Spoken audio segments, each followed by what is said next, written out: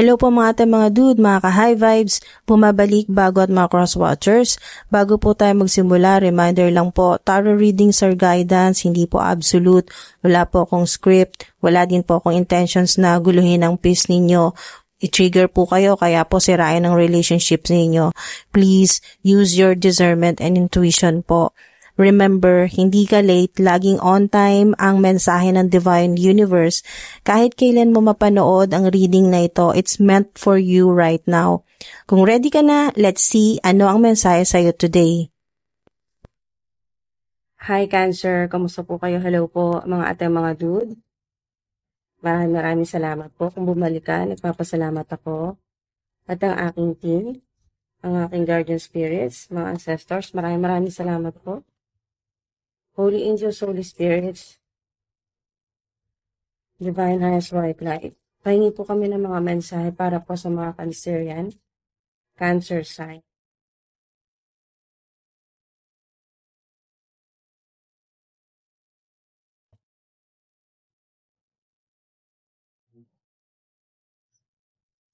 Oops, eto na.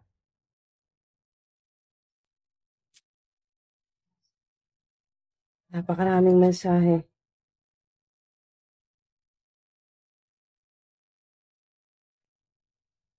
Okay, so, wow. Guardian Spirits, maraming salamat po.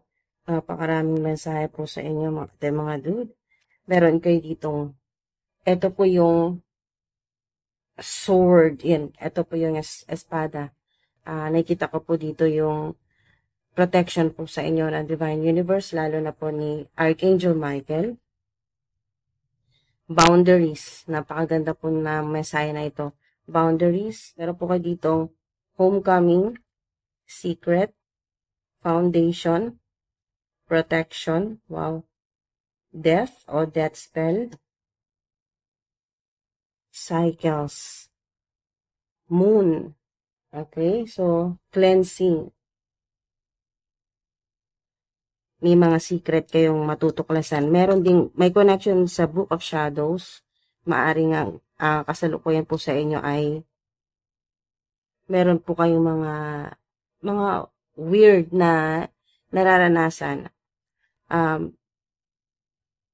hindi nyo po maipaliwanag. Okay, so maaring may matuklasan kang secret o ito po yung may kinalaman sa hidden society o yung Book of Shadows, occult, maaring kayo po ay tarot reader o nasa bloodline nyo po ay yung mga ancestors po ninyo na maaring naipasa din po sa inyo ganitong kakayahan. Meron pong ganito mga ating mga dud. Matutuklasan nyo po yan. Book of Shadows, maraming mga sikreto na ayan po ay may kinalaman din sa kung paano ninyo po protektahan yung sarili po ninyo, lalo na po sa mga healer. At meron pong gumagawa sa ilan. Ayan po, ginagawan po kayo ng death spell o ginawan po kayo ng ritual. May nakikita akong ritual sa dagat, bundok, kuweba, sementeryo. So, may mga ganyan po, death spell.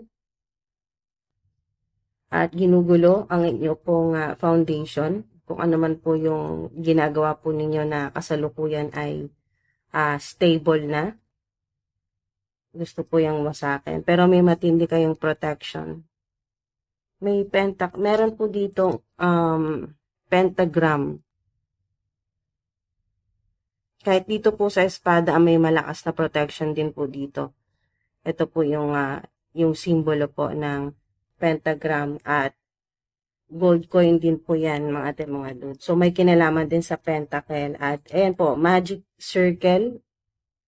May connection dyan sa protection. Malakas na protection. Cleansing, tama-tama po, sobrang synchronized water. So, kayo po ay water sign. So talagang hindi nakakapagtaka na makakatulong po sa inyo sa healing, sa cleansing, purging, pagtanggal ng mga negative energy, mga evil entities, demonic entities na nagpapahirap po sa inyo ay matatanggal po yan, ate mga dude, sa tulong po ng tubig, water, paggamit po ninyo ng tubig. Yan po, yung naliligo. Yan, salt bath sa ilan. O yung kahit na naliligo po kayo, no, kahit wala pong salt o ano man pong klaseng salt, rock salt, sea salt, Himalayan salt. Kung wala pong ganyan, ayun talagang nature, no, mga dude. Meron ditong yung talagang falls o yung sa dagat, ganyan po. So, makakatulong yan sa cleansing, healing po ninyo. Yung pagtanggal ng mga negative energy o evil energy o curse o ito po ang hex o death spell. May gumagawa po sa inyo ng death spell, voodoo, ganyan po, voodoo doll.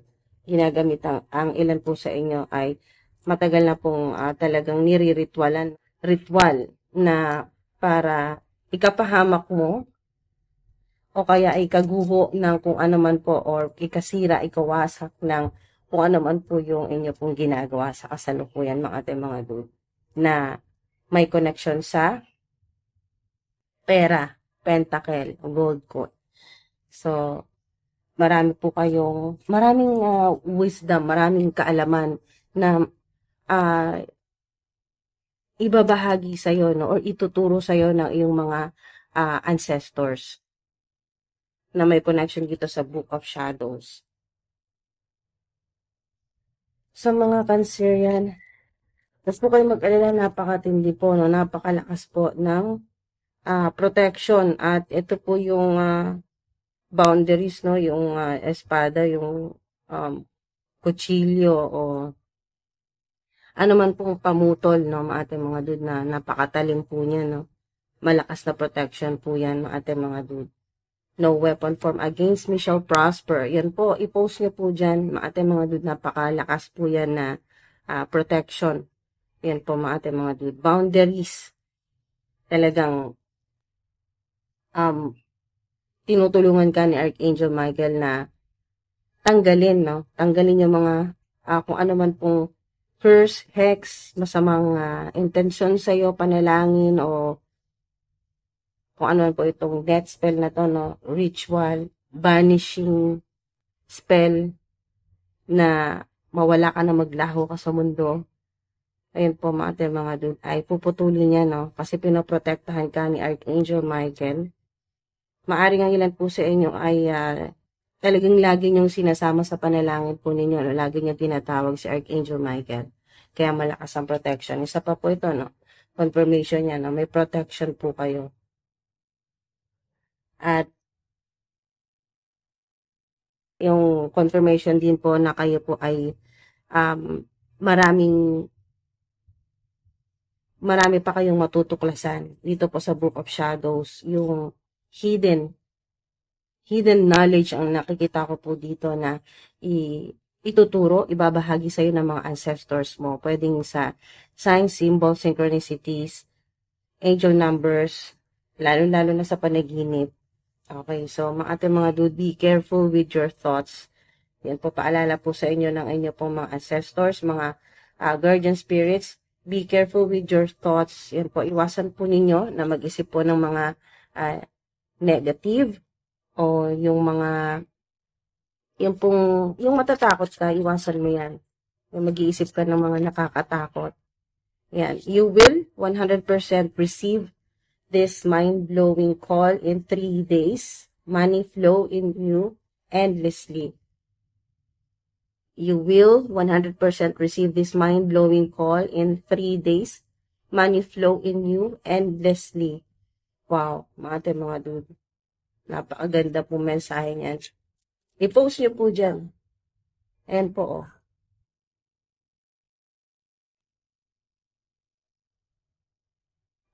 Yun nga po. Meron kayong matatanggap na napakagandang masosorpresa talaga kayo mga dude. Ayan, oh. Hindi nyo to inaasahan. Talagang, ayan, oh, 3 days. Maring may tawag. Hindi lang po yan call, mga dude. Maring email po yan, text, chat.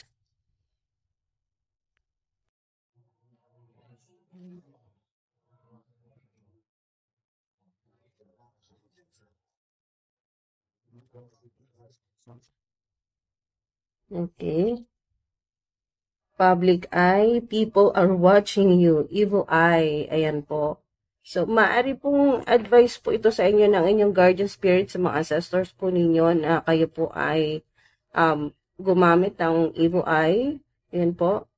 Lalo na sa mga nasa public eye, puro eye, marami pong nakatingin sa inyo, no? Nanonood sa inyo. People are watching you. Ang ilan po sa inyo ay meron po kayong online platform at marami pong nanonood sa inyo, sumusubaybay, mga followers, subscribers po yan. Kung ano man po yung inyo pong ginagawa sa internet, yung binabahagi po ninyo. So, maaari din po ang ilan sa inyo ay meron pong tarot channel o meron po kayong platform, online platform na nagbabahagi po ng inyo pong kaalaman sa, lalo na kung may connection sa Book of Shadows. Yan po, occult o divination. Yan po mga spirituality, sa spiritual, sa meron din pong life coach, ganyan po, mentor. At kumukonekta po kayo sa maraming tao, worldwide po yan sa internet, sa gamit po ang inyong social media or yung inyo pong online platform. Obligations, maaring kayo po ay marami talagang obligasyon and po sa inyo pong pamilya, sa inyo pong mga mahal sa buhay, mga dun. At hindi po simple yung talagang responsibilidad na yan. Maaring kayo po yung, kumbaga sa pamilya ay yung leader o yung nilalapitan po ng mga kamag-anak o ng pong family members, lalo na kapag may problema, no? Hindi lang problema sa pera po yan, pero kasama na rin po yan ng ating mga dude. Kayo po yung nilalapitan o hinihingian po ng tulong or advice, ganyan po, payo. So, napakarami po ninyong obligasyon. At hindi lang po yan, obligasyon na pang dito po sa mundo. Mga dude, hindi lang po dito sa planet Earth, no? Yung kung ano man po yung obligasyon mo dito bilang human, bilang tao, kundi pati rin po yung sa spiritual o yung iyong higher calling o yung bigger mission mo dito bilang light worker, lalo na sa mga may connection po yung ginagawa po ninyo sa divination, astrology, tarot readings, ganyan po, medium, psychic, ganyan po kayo, ang ilan po sa inyo. Or, ang ilan naman po kung wala po kayong talagang wala pa kayong ginagawa na may kinalaman sa ganyan po sa mga tarot readings o yung Book of Shadows. Kung wala man po, ay maaring, or hindi po kayo spiritual healer, maaari din po na ginagawa ninyo mga dude. Ano man po yung profession ninyo, yung talent po ninyo na binabahagi po ninyo sa internet, sa online platform, ganyan po. O public, kasi public eye, so public influencer, ang ilan po sa inyo. Pero, wala pong kinalaman sa occult, psychic, mga ganyan po, sa tarot reading, sa tarot cards, wala pong kinalaman sa ganyan, or sa spiritual, ay ang ilan nasa public eye at marami pong nanonood. Ano man po yung content po ninyo mga dude, ay pinoprotektahan po yan ng divine, ng source, ng divine universe, ng mga guardian spirits po ninyo. Pinoprotektahan po kayo. Yung money po ninyo, yung pera po ninyo, pinoprotektahan din po. So, you're just focusing on your skills, craft, talents, or coins. Diba? Ito yun. Confirmation. Talagang ilan po sa inyo na ay nakatuon kasi focusing. You're just focusing on your skills. Nakatuon lang ang iyong attention sa skills mo, sa kung ano yung ginagawa mo, craft, sa creative projects, sa talents po ninyo, coins, or sa inyo pong money, no? Mga dun sa pera po ninyo, diyan kayo nakatuon. At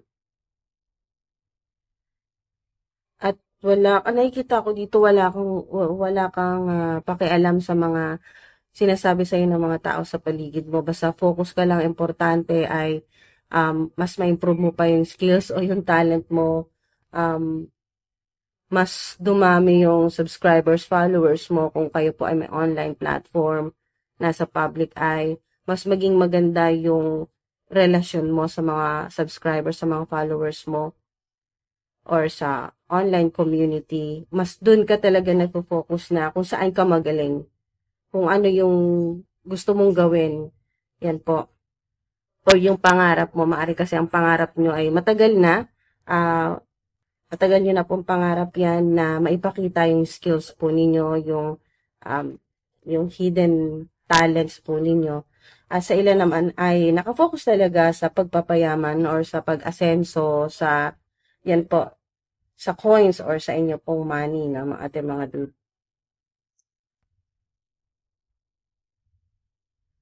Okay, so meron kayo ditong DNA upgrade, abundance. So, yan po yung i-manifest po ninyo. I-post nyo po dyan sa comment section. At paalala talaga ng mga guardian spirits po ninyo na ingatan po ninyo yung mga iisipin po ninyo. And be careful with your thoughts.